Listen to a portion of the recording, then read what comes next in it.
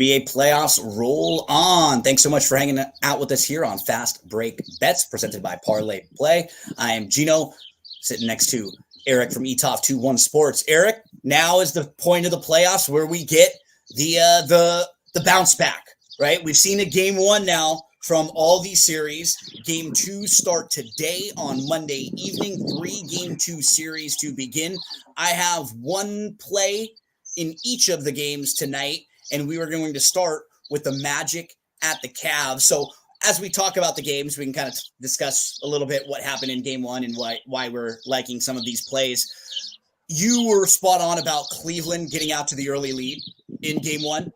Pointed out how that was something that they were really strong. They had a really strong season in that particular aspect. One player that I'm looking to target in this game is Gary Harris. Gary Harris was 0 for 5 from 3. Gary Harris played 33 minutes on Saturday. He's a 37% three-point shooter this year. He's a 37% three-point shooter in his career. In his last 13 playoff games, he shot 38% from 3, and he's made at least one three-pointer in 13 games before his last game today. And if you just think about the way their team is set up, they're going to need him on the court to help them defend the perimeter attack of the Cavs, right? You're going to need him to help slow down Mitchell a little bit. You're going to need him to help slow down Garland a little bit. You're going to need him to hit some shots while he's playing those 30 minutes on the court. He's a veteran on a team that's really young, that hasn't been there before. So this guy should be fine bouncing back after a bad game. Been there, done that. He's not one of the young players who you might worry about, oh, they had a bad game. Are they going to compound that now and try it too hard to get inside their head? I think he should be fine here. I played over 1.5 threes in here, and that was actually at plus money for Gary Harris. So give me Gary Harris over 1.5 threes. Yeah, I'm on that too. They definitely, you hit all the nails in the head. He's due for some positive shooting regression, had some open looks. With the way that Cleveland plays defense, it leads to a lot of open looks in the corner for 3, and that's where him and Isaacs were. They need points. Wagner really wasn't that effective. You can kind of tell with the way Cleveland played defense, they really didn't care about Wagner. Paulo was the guy they tried to stop, so they definitely need that other score. So I like that one. I did Gary Harris over the 1.5 threes at plus 120. My next one is I'm going to go back to Jonathan Isaacs. Over 9.5 points at plus 105. Went over 2 of his last 3. I think we'll continue to see his minutes go up because of what he can do defensively. He's able to switch onto all the positions. Also 37.5% from 3-point land. Magic need players out there that can score, and that's why I think he's going to play more. Obviously, that's why I think Harris is going to play a little bit more too, just because they need people that can stretch the floor and get a little bit of spacing. I also played him at plus 500 for a double. Third in potential rebounds in that first game. Second in game for rebounds. And the one thing that really stood out to me is his average rebound distance was the lowest on the team. There's a lot of rebounds that were really long that extended out to the perimeter guys, Wagner, namely. I think that's going to kind of get back to the norm where everything's kind of inside 5 feet. So I did Isaacs double-double at plus 500 as well. Erik, in this particular game, Cleveland is a 5.5-point favorite. Over-under is 204. Any thoughts one way or the other on who wins or just the side in general? I have an interesting trend that I'll give out later in the show in terms of a situational play. I didn't do anything just because for me, it's really hard for me to trust this Cleveland team. I know they look great, but it's really hard for me to trust this team. That's game 1 of the 3-game slate on Monday. Middle game of the 3 is the 76ers at the Knicks. In game 1, the Knicks were able to wear down Philly, even with a bad game from Brunson. Embiid in spots has been, very, very good. And then he will go through some of those lulls. You just kind of wonder physically how long he can stand up. And some parts of their game early looks fantastic. Then, stretches where he's obviously tired. He's banged up. he incredible play, and then he tweaks himself. But tempting, man. Like the guy is trying to get out there and play and do his best. But even one situation where I have a tough time trusting them. I don't really know what to do with this game here from a side perspective here. The betting line has the Knicks as a 5.5 point favorite over under 204.5. So I'm going Brunson points and assists over 38.5. He has that terrible game one where he shot 8 for 26. He's 1 for 6 from 3.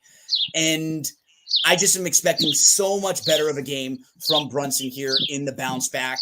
So the over or under for his points and assists was 38.5. He shot 8 for 26. He was 1 for 6 from 3. You're going to get that positive regression back for Brunson. To me, I think it's going to be a much, much better effort from Brunson here. And you just don't know. You never know when. That's unfortunately the hard part for Embiid with their Embiid and Maxey right now. Sickness, injury, and that's why we have the Knicks at 5.5. So I'm not really sure how to play this game one way or the other. This is a game where, like, I don't like playing the Knicks with points. They're the type of team you like playing when they have to punch up because they're tough, right? When they're in this situation where they're supposed to win with a little bit of margin, I have a tougher time with them because that's not necessarily who they are. But how do you feel about this game and how it's going to play out today? It's kind of interesting when you kind of like look back at the big scheme of that game. Mitchell Robinson, Josh Hart, Nick Bridges, they all these guys that usually don't have a big part scoring and everything were lights out. When you kind of look back, Philadelphia's right there. They played pretty good. So that has me a little bit worried about the side. What I just did in this game is I just played Josh Hart under 13.5 points. In games after scoring 20 points this season, the next game, he's averaged 6.5 points per game in those games, and he only went over that 13.5 point total once. Games after scoring 15 points, the next game, he averaged 10.4 points. He went over in only 50%, 13 of the 26 games. I'm betting on some shot regression because he's going to get open threes. And Philly's fine with letting him shoot open threes because he's not a good 3-point shooter. Yep. And he's not the type of guy that's going to create off the dribble. So I'm going to go Josh Hart under 13.5 points. Anything we know for sure right now as you and I record about who's in, who's out for tonight? No, Maxey's rumored to be out. We really don't know what's going on with him. Yeah, so it's just kind of built into the number here that the Knicks look to be having the real strength. And like Embiid, I mean, first of all, I actually listened to the sound with the game on, and I found it putrid how much Doris Burke, JJ Redick were just repeatedly telling me how good Embiid was throughout the whole game. Look, the guy's out of shape. He's banged up. There's only so much he can do. You know, that's kind of not make him more than he is. And until he actually gets past the second round of the playoffs, I kind of think we kind of have to all stop with this Embiid that talk. Because if he showed up in Game 6 last year, Celtics lose to the 76ers. Erik, any other thoughts on this game before we move to Lakers Nuggets? No, just that. Game 3, Lakers and the Nuggets looked a lot like some of the games from last year where Lakers came out, played very well to start. They were up by 12 with about 6 minutes to go in the half. Denver comes out with a punch. And in watching the games, one thing about Denver, they're a very good team. And this is the case with most good teams. When you start to get sloppy, when you start to take your foot off the gas pedal, they generally come right back and punch you. And that's exactly what happened. The Lakers came out of a timeout. They had like 4 or 5 plays in a row. It was like sloppy play from LeBron. AD got called for a charge. D'Lo had a turnover. It was like 3, 3, 3. And all of a sudden you're down 12-3.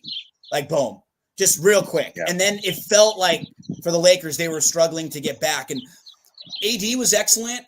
LeBron looked like he had a great first half. He kind of was picking and choosing his spots late. But again, Erik, what it comes down to, D'Angelo Russell, Austin Reeves, Rui. Those guys just did not have good enough games for the Lakers to win a game against Denver because Denver's a little bit different animal. I think against other teams, you might be able to go a little more Vincent or Spencer Dinwiddie if you have Vanderbilt around, and you could be more defensive of a team overall. The Lakers don't really have the personnel to go defensive, though. They have to, if they want to try to beat Denver, they just have to be a better offensive team than they were the other night. And in watching back the shots from D'Angelo Russell, I think there were 3 or 4 2-pointers that I didn't like that he took. I really don't have a problem with him taking 10 to 12 threes. That's kind of what he should be taking. It's when he drives and he tries to do a little too much inside that's kind of outside of his game. So what I'm hoping here, you get maybe 5 less minutes of D'Lo instead of 41. I don't want no D'Lo. I don't want him benched. They need him to make shots. You need to get Austin Reeves involved a little more. You need to get Rui involved a little bit more. I'm going to go D'Lo plus 230, Erik, to score 20. And I'm leaning on just the regular season for him. That sample of 41 games where he averaged 21 points a game, shot 43% from 3 on 8 attempts. And the Lakers were 1-5 this year when he doesn't play. So this particular group, they're not built to win defensively. They have to win offensively. And that means they need D'Angelo. I liked kind of how he talked after the game. He didn't seem like it was bothering him all that much. I'm not sure what's going to happen, win or lose. I do think D'Lo will give us a much better effort and hit a few more of those open looks. So I'm going to go one more time because we're getting a little better value off of his bad game. Everyone wants to talk about how bad of a game it was, and it was. So that's kind of that narrative. Hopefully we can bounce back here. How do you see this game playing out? What kind of props or what sides are you attacking here in our final game? I did 4 bets in this game. First bet is I took the Nuggets. I'm laying the points. Last 20 years, home favorites, game 2 are 57% against the number. Last 20 years, home favorites in game 2, round 1, laying between 5 and 10 or 60% against the number. Game 1 was a game that the Lakers, I felt, kind of needed to steal. You look at it, LeBron, 40 minutes, 27 points, 6 boards, 8 assists, AD, 44 minutes, 32 points, 14 rebounds, 5 assists. After a game, and AD, like, you're playing in altitude. I get it. He played 44 minutes. He looked tired. And now you're playing after 1 day rest. I just think that it's just too much for the Lakers to go in there and win this game. The counter to that would be that if Watson makes more threes than D'Angelo Russell, the Lakers are never winning a game. So that would be my counter, is that, like, my only response would be the Lakers don't need more from LeBron and AD. They need more from the other 3 guys, not even just D'Lo, Rui, and Reeves. Like those 3 guys, they need to carry the load in game 2, not LeBron and AD, who gave them everything they could in game 1. But go ahead. You said you have a couple more plays in this one. Yeah, and the other 3 are kind of all correlated. See, when I rewatched the game, I saw D'Lo not being able to get over picks, really struggle on the defensive side, and just his basketball awareness and his IQ. There's a couple plays later. I'll counter you. I know it's my Lakers, so I'm doing it, but I'll send you the video. He just missed open shots. He missed shots that he made all season, and maybe he misses them again, but there was nothing that seemed like he wasn't not getting his looks or taking very many bad shots. So I don't disagree with you often, but when it's the Lakers, I'm going to have to sometimes, when I feel like I watch those games quite well too on the way back. So that would be my only counter there. Keep going. I just felt there were some times we took shots where he shouldn't have been taking them, and kind of understand the situation, what was going on in the game and everything. I think we're going to see more Gabe Vincent minutes because of that. I played D'Lo under the 23.5 points, rebounds, and assists at minus 110. I also did it at under 20.5 at plus 225. And I was looking to get some Gabe Vincent stuff and be able to stack that. The only prop that's out there right now is over 2.5 points. So I played that. Yeah, the problem is, though, like, Vincent played 5 minutes and had 3 fouls the other day. So it's not like we were getting good Vincent minutes either. And he got into foul trouble. That's why he didn't play. If he didn't get in foul trouble, like, he's going to get the Spencer Dinwiddie minutes. Yeah, I prefer him over Dinwiddie in this spot. For me, I think what makes it difficult, and I think they may be able to do this because Christian Wood is coming back in game 3. And I'm not acting like Christian Wood is going to be someone who is the difference between the Lakers winning a championship or not. But the point I'm saying is 2 guys the Lakers don't have right now that are bigger bodies don't give the Lakers the chance to play bigger. So they don't have Wood. They don't have Vanderbilt. So if you can't play bigger, it's unfortunate because they can't really lean on Vincent right now the way Vincent was leaned on in the playoffs last year because he just isn't in that kind of shape. He's only played 5 games this year, actually 5 games where he's played minutes. Because I want that to be more of the case, Erik.